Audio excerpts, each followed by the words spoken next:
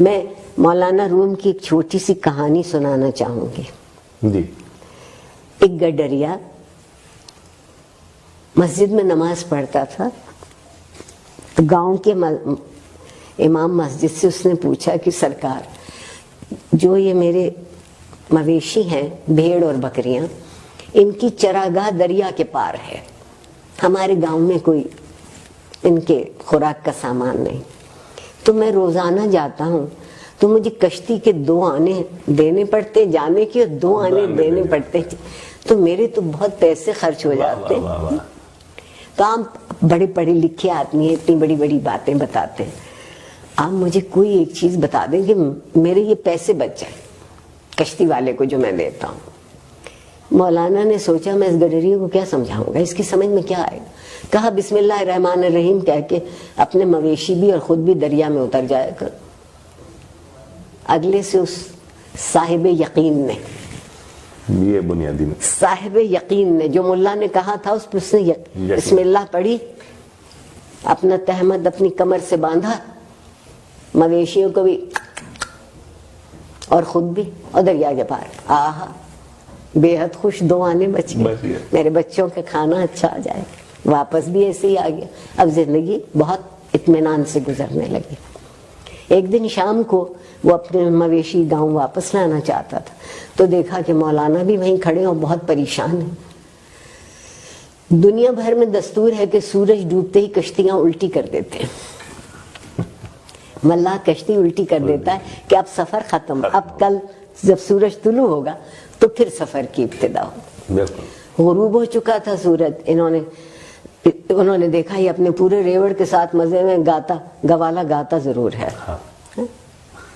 ریوڑ والا گاتا ضرور ہے, اس کی طبیعت میں موج ہوتی. یہ چلا آ رہا تو اس سے پوچھا کہ تم کیسے پار جاؤ گے. یہ تو کشتیاں الٹی کر گئے, کوئی ملا نظر نہیں آتا, کوئی کشتی نہ.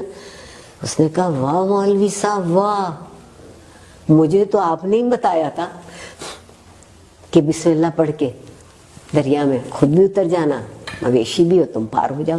تو آپ بھی بسم اللہ پڑھیے, چلیے میرے ساتھ. وہ چرواہا صاحب یقین تھا. بے شک یہ صرف صاحب گفتار تھے میری طرح. انہوں نے بسم اللہ پڑھی, ذرا سا پانی گہرا ہوا تو ڈوبنے لگے, بہت چیخے چلائے. چرواہا واپس آیا, آگے نکل گیا تھا, واپس آیا, کیا ہوا خیر ہے. کہنے لگا میں کیسے, میں تو ڈوب رہا ہوں, میں تو مر رہا ہوں, میں تو یہ کر. اس نے کہا خیر. اس نے انہیں اٹھایا, اپنے کندھے پر رکھا, اور جب ساحل پہ لا کے کنارے پہ اتارا, کہا مولوی صاحب یہ بسم اللہ تو آپ نے ہی مجھے بتائی تھی, تو آپ سے کیوں نہ دریا پار ہوا. انہوں نے کہا کہ جس یقین سے تم پڑھتے ہو وہ میرے پاس نہیں. وہ یقین بہت. زندگی کی مشکل حل کرنے کے لیے پہلی چیز یقین ہے. واہ واہ واہ. اور یقین تک پہنچنے کے لیے دوسری چیز ایک متحد ہو جانا. بے شک. ریوڑ کچھ کہتا ہے نا, ایک علامت. ہاں بالکل. یہ نہیں ہے کہ 4 بکریاں اتر گئیں تو باقی ٹھٹکی ہوئی پیچھے کھڑی ہے. اور اگر آپ یہاں تک پہنچے ہیں تو پھر زندگی میں تنظیم ہو سکتی ہے. واہ واہ واہ. اگر آپ کبھی اکٹھے نہ ہوں, کبھی یقین پورا نہ ہو, تو آپ منظم بھی کبھی نہیں ہوں گے. بہت اچھا. جو اچھی زندگی ہے وہ منظم زندگی ہے. منظم زندگی ہے. بے شک. علم کا درجہ کوئی ہو یا نہ ہو, احساس تو جاگتا رہے. وہ تو رہنا چاہیے. تعلیم